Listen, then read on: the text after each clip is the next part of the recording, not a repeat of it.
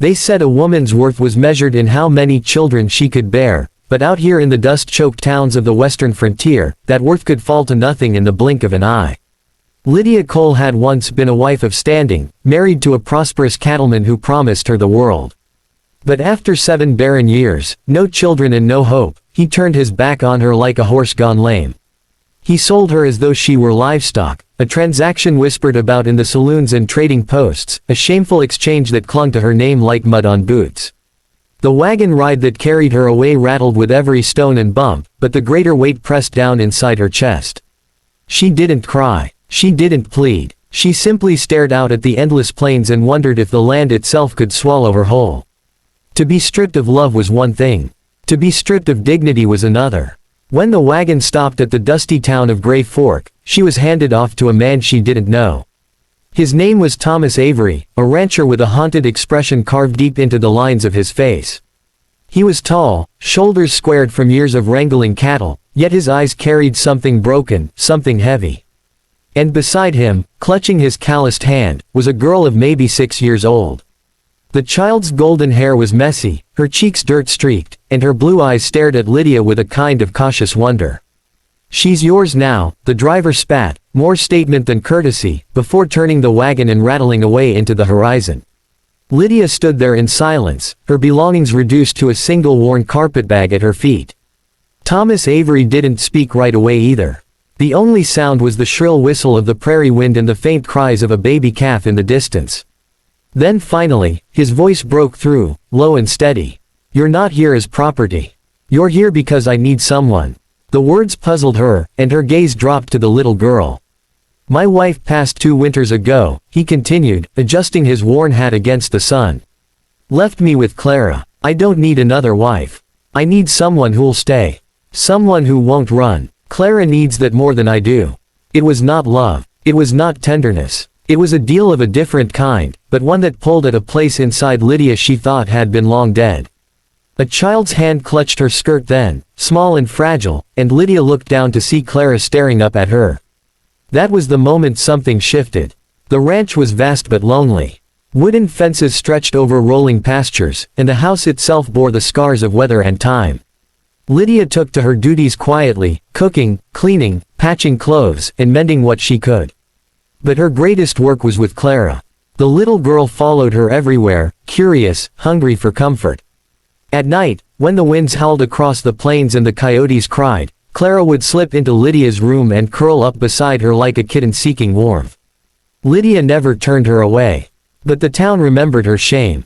When she rode in for supplies, whispers followed her. "Widow. Barren. Sold off like a mule." Men at the saloon muttered crude remarks, and women cast side eyes sharp as knives. She kept her head high, but the sting was there. One evening, Thomas returned from town later than usual, dust clinging to his boots. His jaw was tight, and his fists clenched. "They've been talking," he said finally, setting his hat on the table. "About you. About me. About Clara." Lydia straightened, setting down the needlework in her hands. "And what did you say?" "I told them the truth." His eyes darkened. "That you are worth more than any of them combined. That you've given Clara back her smile.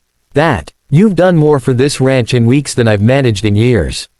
The firelight flickered, throwing shadows across his face, and Lydia felt something dangerous stir inside her, hope. But the frontier had a way of crushing hope with the weight of reality. Trouble came in the form of Caleb Rowe, a rival rancher known for his ruthlessness. He'd been circling Avery's land like a vulture for months, hoping to buy it cheap, knowing Thomas's herd had suffered losses in the drought. And when he heard Lydia's story, her shame, her supposed worthlessness, he found a weapon to use. One sweltering afternoon, Rowe rode up with 3 of his men, their horses kicking up dust as they dismounted. Clara clung to Lydia's skirts as the men swaggered toward the porch. "You've got something that don't belong to you, Avery," Rowe sneered, his teeth yellowed from chewing tobacco. "A woman that was sold off. Figure I'll make a fair trade and take her off your hands. She ain't good for nothing else, but I could use another set of hands." The words were spit like venom, and Clara whimpered.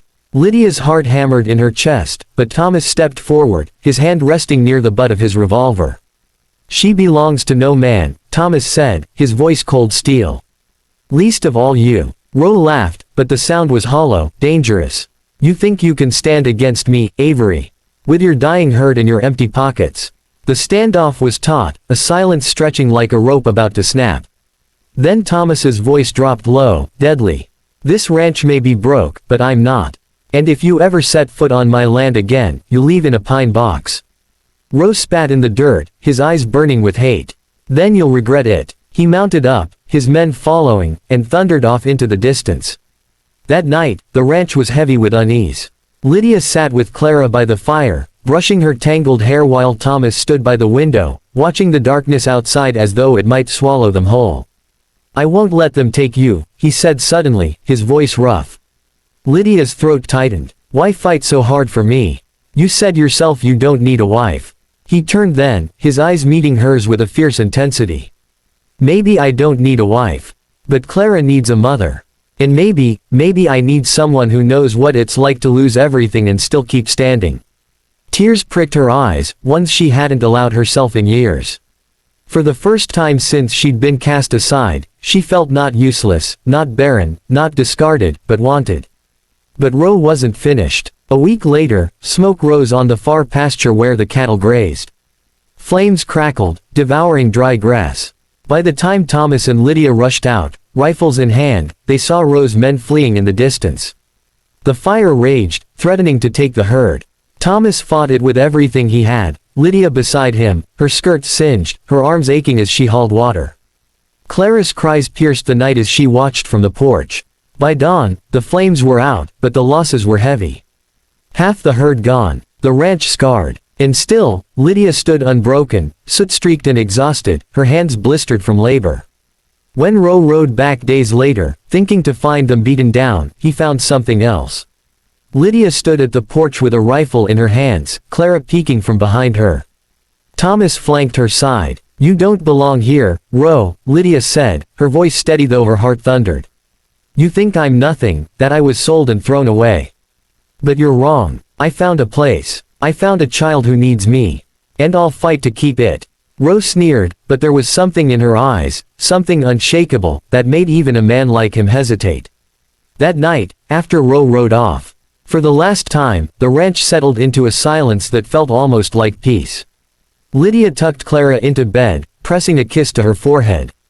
When she turned, Thomas was in the doorway, watching her with that same haunted, grateful look.